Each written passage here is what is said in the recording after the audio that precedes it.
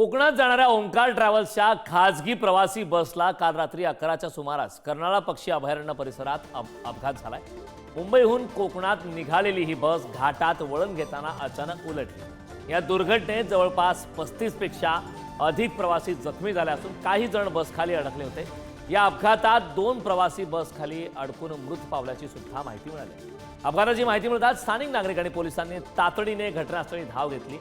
मदत आणि बचाव कार्य सुरू करत सर्व जखमींना MGM रुग्णालय कळंबोली आणि गांधी हॉस्पिटल पनवेल येथे उपचारासाठी दाखल करण्यात आले। जखमींवरती उपचार सध्या सुरू आहेत। यामध्ये एकंदरीत 35 प्रवासी जखमी आहेत।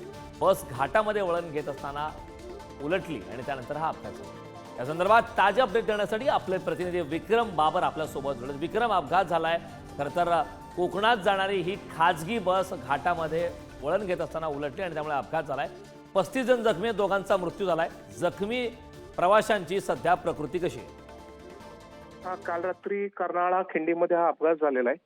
मुंबईवरून सावंतवाडीच्या दिशेने खासगी बस चाललेली, जवळपास 49 प्रवासी बसमध्ये होते आणि कर्नाळा खिंडीमध्ये वाहन चालकाचं नियंत्रण गेल्यानंतर ही पलटी झाली।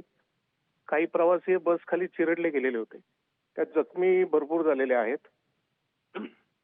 जखमींवरती कळंबोली, MGM आणि गांधी हॉस्पिटल येथे उपचार सुरू आहेत।